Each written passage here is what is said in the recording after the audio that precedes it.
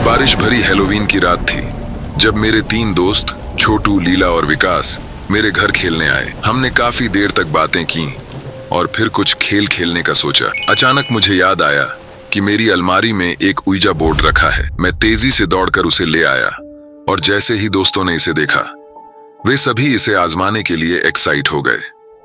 मैंने माहौल बनाने के लिए सारे लाइट्स बंद कर दिए और हम चारों बोर्ड के चारों ओर 3 मोमबत्तियां जलाकर बैठ गए।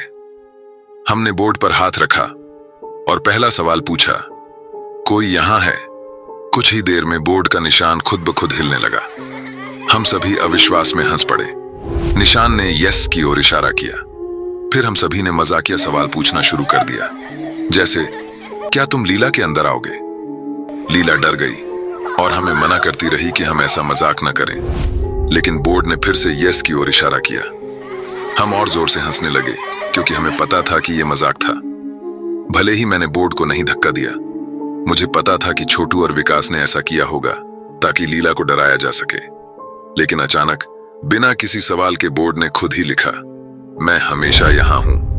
पहले मुझे लगा यह छोटू और विकास की ही हरकत है, लेकिन जब मैंने देखा कि लीला सच में बहुत डर गई है तो हम सभी की हंसी बंद हो गई।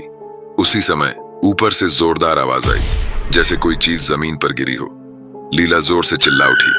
हम तीनों भी डर गए। ये आवाज किसी भारी जूते के फर्श पर चलने जैसी थी। अब माहौल गंभीर हो गया क्योंकि मेरे मम्मी पापा उस वक्त घर पर नहीं थे और हमारे घर में कोई पालतू जानवर भी नहीं था। इसी बीच दरवाजे की घंटी बजी।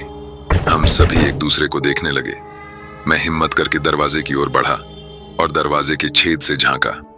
बाहर एक आदमी अपने छोटे बच्चे के साथ खड़ा था जो हैलोवीन पर मिठाइयां मांग रहा था।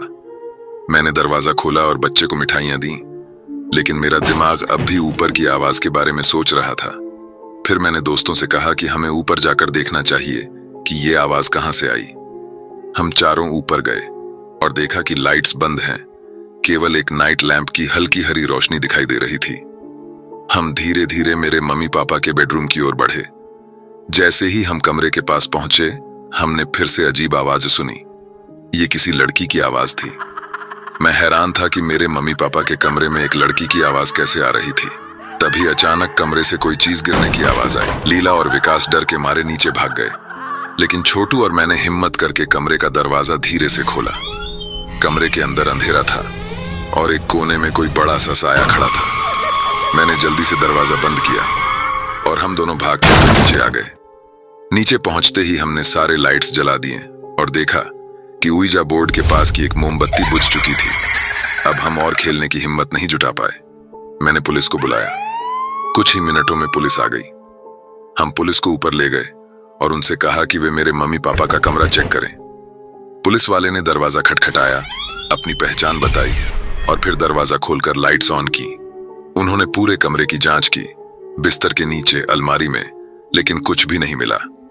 मैंने उस जगह को भी चेक किया जहां मैंने वो बड़ा साया देखा था, लेकिन अब वहां कुछ भी नहीं था। पुलिस ने बाकी के कमरों और बाथरूम की भी जांच की, लेकिन कुछ भी सस्पिशियस नहीं मिला। पुलिस के जाने के बाद हम सभी ने उइजा बोर्ड को कूड़ेदान में फेंक दिया और पीछे के आंगन में बैठकर बारिश में मेरे माता पिता के घर लौटने का इंतजार किया। जब मेरे मम्मी पापा घर लौटे तो हमने उन्हें सारी बात बताई। मेरे दोस्त भी अपने अपने घर लौट गए। मेरे मम्मी पापा ने हमारी बातों पर विश्वास तो किया, लेकिन उन्होंने मुझे सलाह दी कि ऐसे खेल फिर दोबारा कभी नहीं खेलना।